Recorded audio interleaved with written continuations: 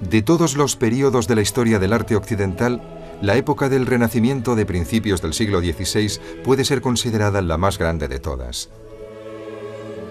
Los descubrimientos y logros artísticos conseguidos por hombres como Leonardo, Miguel Ángel, Rafael y Tiziano, entre otros muchos, fueron tan extraordinarios que resulta comprensible que muchos artistas que le siguieron, a fines del siglo XVI, no pudieran más que seguir el estilo de estos grandes maestros, sobre todo de Miguel Ángel.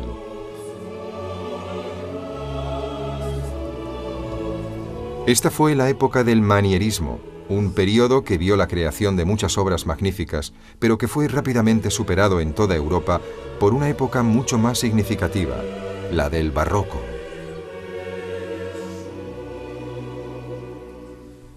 La palabra deriva del término portugués baroqueo, que significa perla de forma irregular.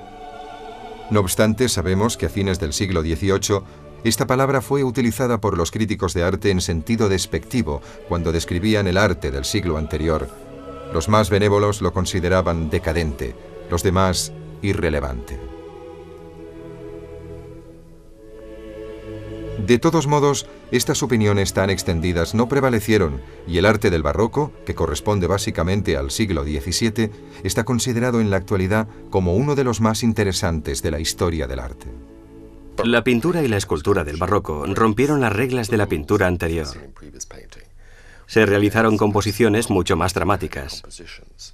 Fueron creaciones donde había fuertes contrastes de luz y oscuridad, pasando de una escena iluminada como por un foco a las sombras más oscuras. Nos alejamos del Renacimiento que pintaba sobre un decorado. Ahora se nos hace partícipes y espectadores mucho más cercanos de un drama que está sucediendo ante nuestros ojos. Se incrementó la escala, la paleta de colores se hizo más rica y quizás las pinceladas fueron más enérgicas. El barroco marcó un regreso al formato casi natural, a una disposición de los decorados realistas, con personajes contemporáneos interactuando con escenas religiosas.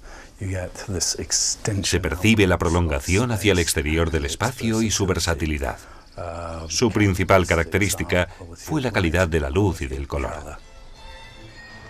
El nacimiento de la era del barroco en el arte se puede encontrar no en el norte de Europa, donde los cambios en la sociedad fueron quizás más acusados, sino en Roma, donde a fines del siglo XVI, dos artistas realizaron sus obras más grandes, Carracci y Caravaggio.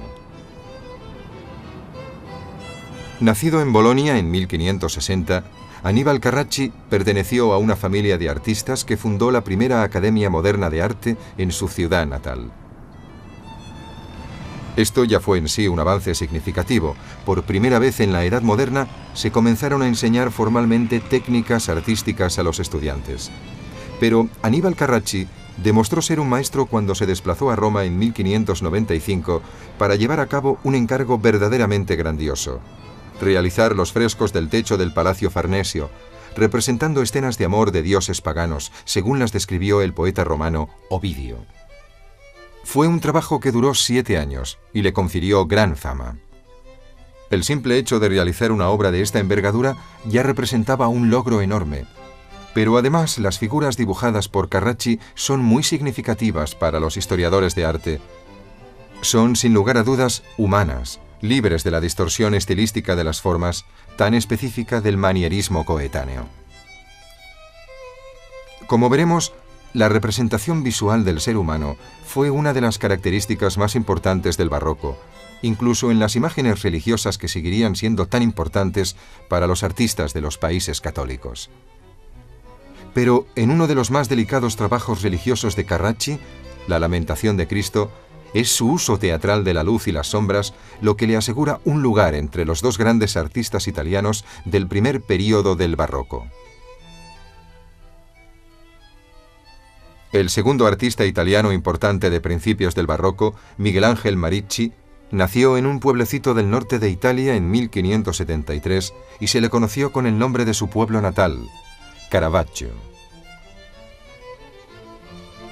Al igual que su compatriota Carracci, se trasladó a Roma siendo un joven artista y muy pronto fue conocido no solo por sus colegas y mecenas, sino por los magistrados y oficiales de la ley.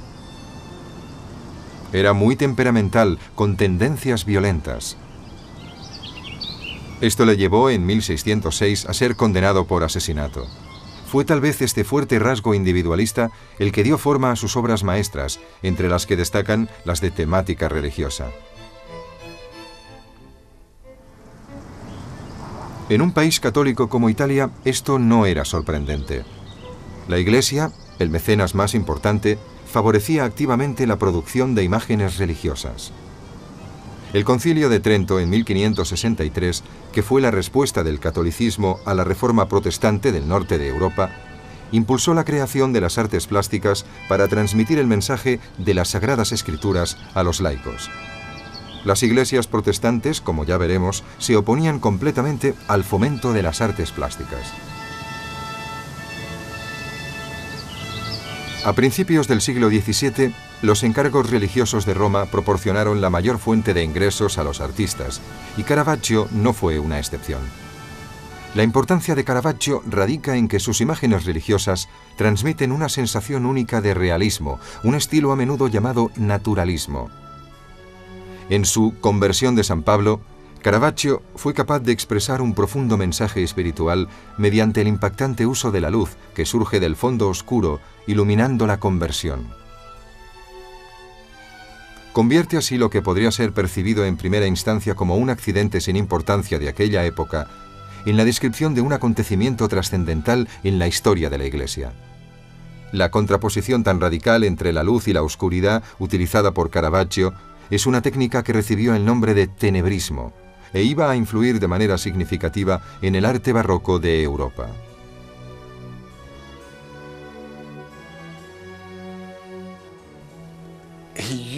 Utilizaba fuertes contrastes de luz y oscuridad.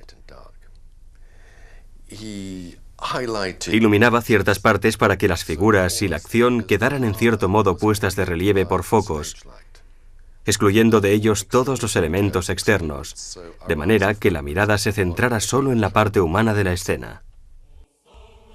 En La flagelación de Caravaggio, pintado en Nápoles cuando se refugió allí huyendo de la acusación de asesinato, se puede observar este naturalismo de un modo similar. A pesar de las críticas, Caravaggio se mantuvo firme en sus convicciones y de todas sus obras, quizás sea su imagen de la incredulidad de Santo Tomás la que mejor ilustra su genio. Participamos de cerca en la escena. Casi podemos sentir el dedo del dubitativo Tomás introduciéndose en el costado de Cristo, y hay en ello algo espeluznante. Se le pone a uno la carne de gallina. El artista no se retrae ante este detalle. También resultan creíbles los personajes de esta escena del Nuevo Testamento. La escena central de la pintura destaca gracias a la intensa búsqueda del fogonazo de luz que ilumina el dramatismo de la situación. Aunque Caravaggio murió joven, a los 37 años, a pesar de haber conseguido eludir la pena de muerte, su trabajo tendría un efecto acusado sobre toda Europa, sobre todo en los países católicos como España y el sur de los Países Bajos, conocido entonces como Flandes. Su interés por describir al ser humano tal y como él lo veía fue motivo de inspiración para muchos artistas de Europa durante el Barroco. A medida que avanzaba el siglo XVII, los artistas barrocos italianos comenzaron a desarrollar un estilo particularmente grandioso, inspirado de nuevo en la búsqueda de la pompa y el esplendor para glorificar a la Iglesia católica. Uno de los más importantes de esta época, considerado por muchos como la figura más grande de aquel período en Italia, fue Gian Lorenzo Bernini, que fue un maestro de la pintura y la arquitectura, pero sobre todo de la escultura. Bernini nació en 1598 y su papel en la evolución del barroco romano y en la creación del gran estilo italiano fue fundamental, ya que recibió encargos de muchos monarcas y líderes religiosos de la época. Gran parte del trabajo de Bernini estuvo relacionado con la edificación de la Basílica de San Pedro, iniciada el siglo anterior. Con su baldaquín de bronce de casi 28 metros de altura sobre el altar mayor de la basílica, encargado por el Papa Urbano VIII, Bernini borró las fronteras entre escultura y arquitectura en una notable muestra de genialidad. Obviamente, su trabajo se mantuvo en la línea de los requerimientos de la Iglesia. Urbano VIII fue solo el primero de los 7 papas para quien iba a trabajar Bernini. Quizás el mejor ejemplo de la obra de Bernini, y uno de los que encierran muchas de las características del barroco, es otra escultura que aún puede ser contemplada en Roma. Se trata de Santa Teresa en éxtasis.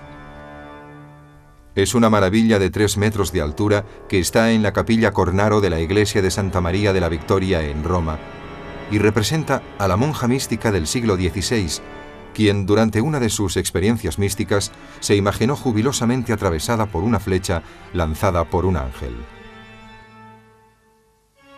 Es un trabajo lleno de movimiento e intensidad, notable por su torturada y extática expresión.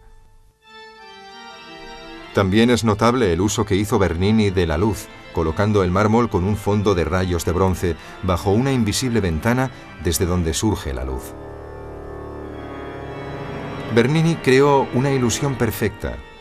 La luz parece descender del cielo. Quizás más que cualquier otra obra, Santa Teresa en éxtasis refleja el gusto del barroco italiano. Cuando la obra de Bernini quedó acabada en 1652, las obras de los primeros maestros italianos del barroco ya habían causado una gran impresión en otros lugares de Europa. Hacia 1603 se mostraron trabajos de Caravaggio en España, en Sevilla, hogar de un niño de 4 años que llegaría a ser el gran pintor de la España barroca y uno de los más grandes artistas de todos los tiempos, Velázquez.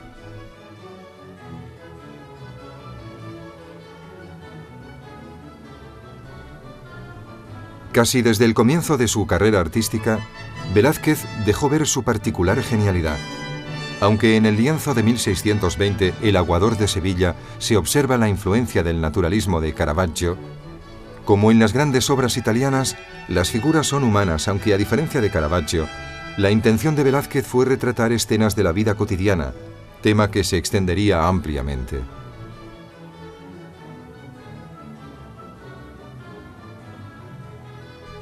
En los primeros trabajos de Velázquez es fácil observar la gran influencia que habían ejercido sobre él la luz y la oscuridad, la actitud oscura de Caravaggio.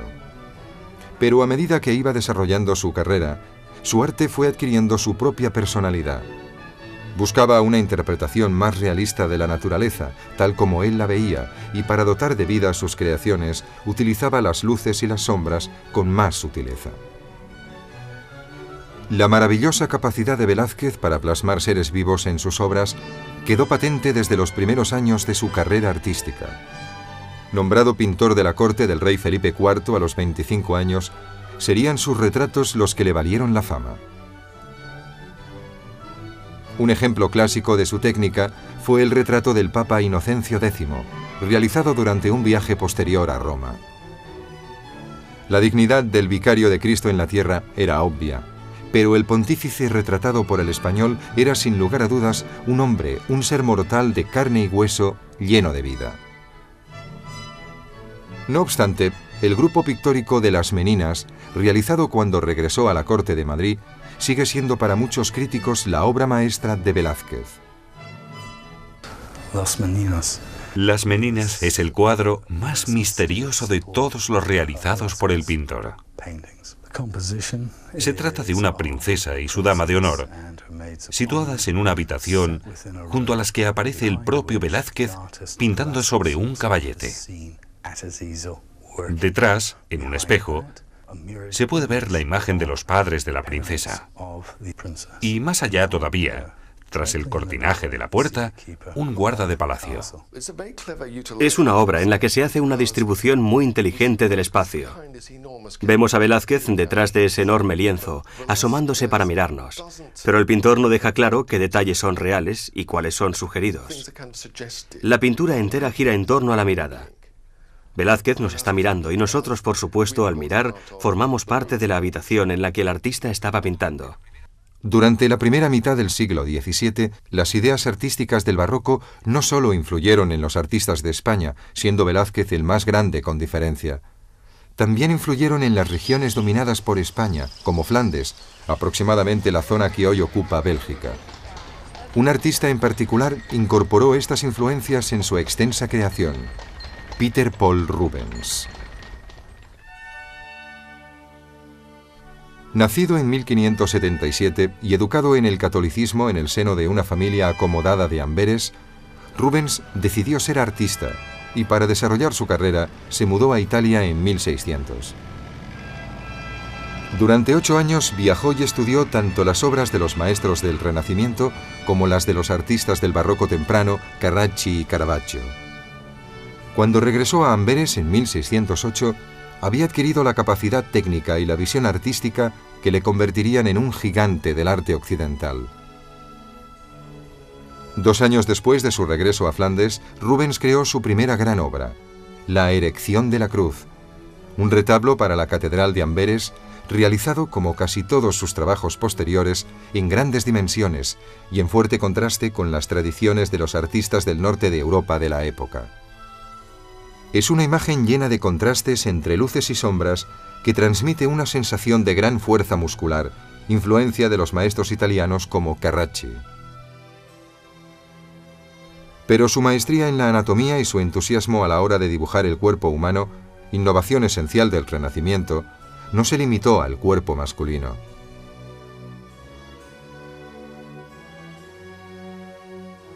Su dominio del desnudo femenino puede contemplarse hoy en Múnich en su Rapto de las hijas de Leucipo, una obra que le valió sus credenciales barrocas con su sutil uso de la luz, su maravillosa forma de reproducir los tejidos y la piel y la creación de un espacio que parece rodear a las aprisionadas protagonistas de la historia. Maestro del color, creó una fuerte sensación de vitalidad y movimiento mediante estudiadas pinceladas. Confiaba en que podría dar vida a cualquier cosa y decía de sí mismo: tengo la capacidad mágica de convertir cualquier cosa en algo vivo, feliz e intensamente vivo. En su famoso autorretrato de 1639 podemos ver cómo aplicó su técnica en su propia representación. Pero también disfrutaba dibujando la suavidad luminosa de la carne femenina, las brillantes armaduras de figuras heroicas y las curtidas pieles de los animales en plena lucha. Podemos apreciar todas estas características juntas en su obra La caza del león, que pintó en 1617.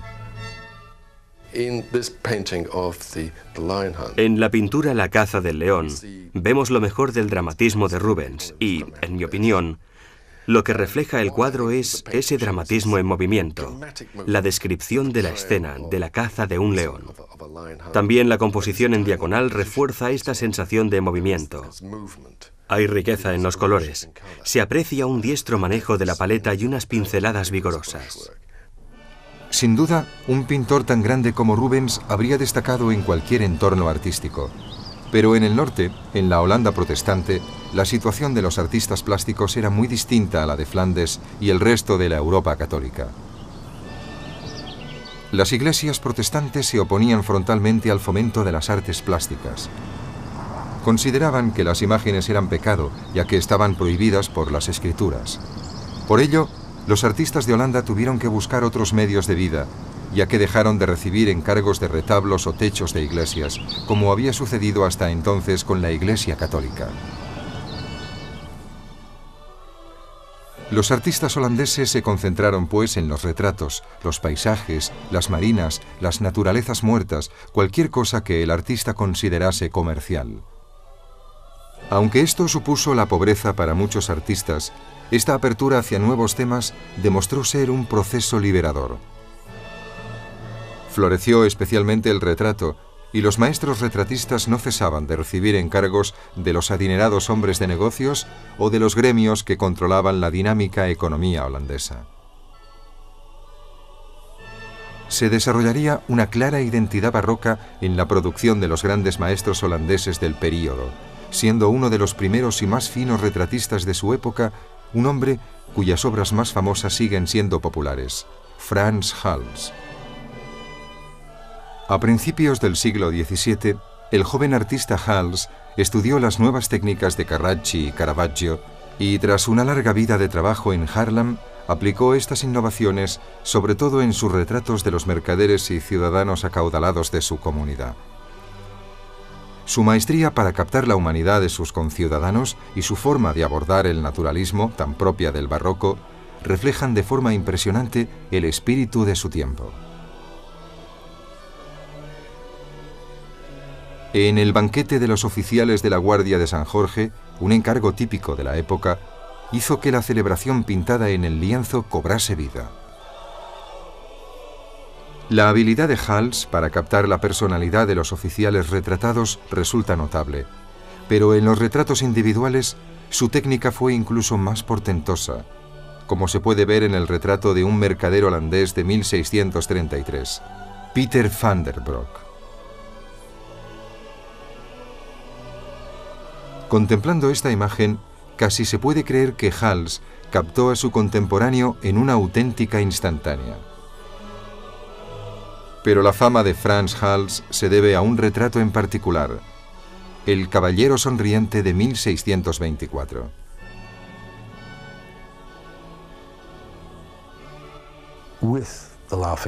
En El Caballero Sonriente, cada detalle fue analizado meticulosamente, pero la pintura fue aplicada con exquisita sencillez, de modo que ambos elementos funcionaron en armonía, aun siendo contradictorios.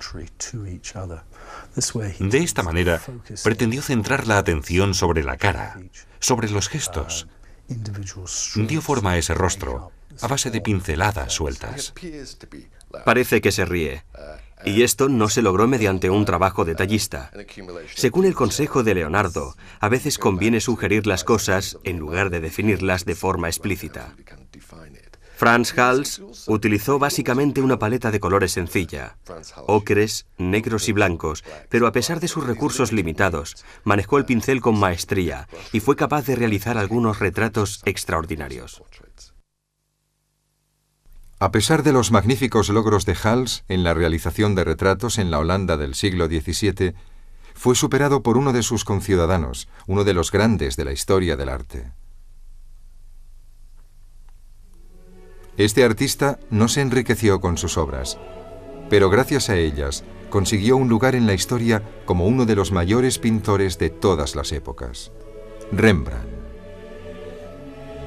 Rembrandt van Rijn nació en el pueblo holandés de Leiden en 1606. Pasó la mayor parte de su vida profesional en Ámsterdam, donde pueden contemplarse hoy muchas de sus obras. La cantidad y calidad de estas son enormes, siendo difícil para alguien que quiera estudiar a Rembrandt elegir un punto de partida. No obstante, lo mejor sería empezar por sus retratos. En el de Jan Six podemos ver al genio trabajando. En cuadros como este, de 1654, la maestría en la pincelada y en el manejo de las luces y las sombras se extiende de forma modélica por todo el lienzo. Pero es en el dibujo del rostro donde asoma el genio de Rembrandt.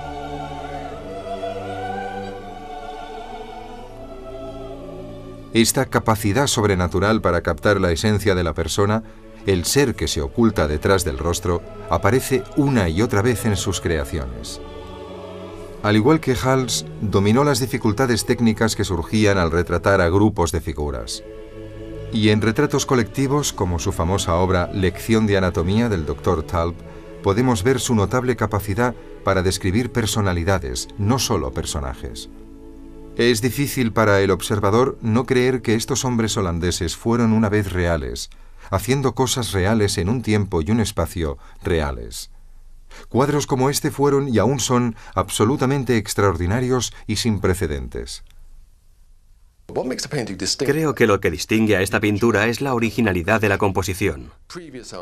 Otros artistas anteriores habían puesto la misma intensidad en sus retratos, pero Rembrandt ideó una disposición muy convincente.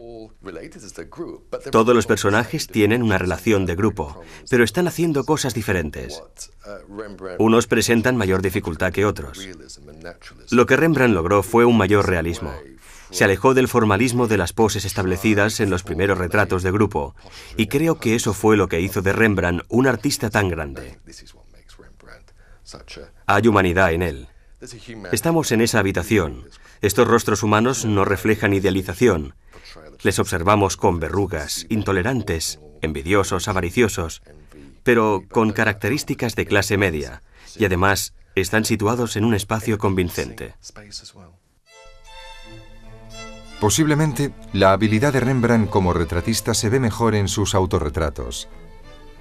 Una y otra vez plasmó su propia imagen sobre el lienzo. En más de 60 ocasiones. De este modo, fue realizando una historia visual de su vida. Nunca intentó presentarse a sí mismo sobre el lienzo como alguien distinto a lo que era en realidad, un hombre físicamente imperfecto. Tal vez gracias a esta gran serie de retratos, mucha gente haya sentido una cercanía, una afinidad personal con el trabajo de Rembrandt. Pero Rembrandt fue mucho más que un retratista. A pesar de vivir en un país protestante, decidió realizar una importante cantidad de imágenes religiosas que son tan notables como sus retratos. En Su regreso del hijo pródigo, la historia del Antiguo Testamento de un buen rey y su hijo rebelde y vagabundo, podemos ver que, al igual que Rubens, Rembrandt dominó la reproducción de los tejidos, con un fuerte contraste entre luces y sombras, captando la intensidad del momento. Rembrandt conserva el tema humano de la reconciliación muy presente. Por último, además de la maestría de sus retratos y de su pintura religiosa, Rembrandt fue considerado en vida como un maestro en el dibujo y los grabados en aguafuerte. Los ingresos obtenidos gracias a estos trabajos le resultaban vitales. En el grabado Cristo predicando, podemos apreciar una vez más la genialidad de Rembrandt, su profundo sentido religioso, la magistral disposición de los personajes que rodean a Jesús, y ver a estos mismos personajes reales, humanos, normales hasta en la fealdad. La magnitud de las creaciones de un solo hombre fue tal que es imposible creer que su pobreza y su anonimato se prolongaran hasta 100 años después de su muerte.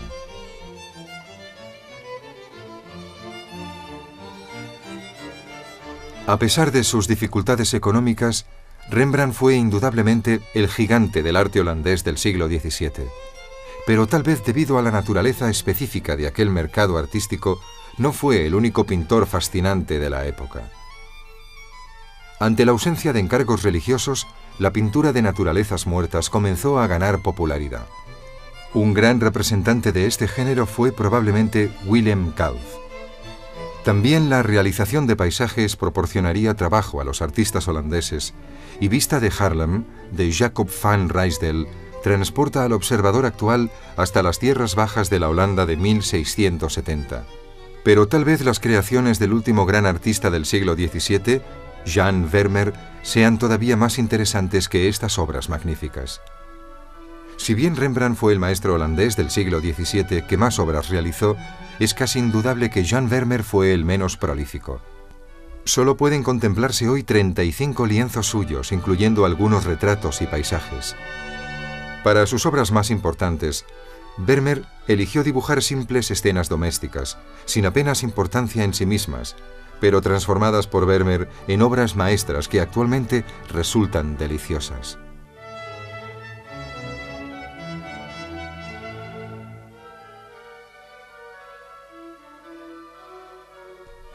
En pinturas como Mujer con jarra de agua y Doncella vertiendo leche, puede observarse un sereno tratamiento de la distribución de la luz, un suave uso del color y, quizás lo más importante, una acertada distribución del espacio. No obstante, el aspecto más significativo de la obra de Vermeer es esta elevación de lo humano y lo cotidiano a la categoría de protagonista central del arte. Aunque algunos críticos sugieren que Vermeer no es, en el sentido estricto de la palabra, un artista del barroco, sería apropiado decir que sus pinturas de personas reales haciendo cosas reales, en lugares reales, podrían concluir el viaje a través de este período que, como hemos podido comprobar, fue esencial en la evolución del arte.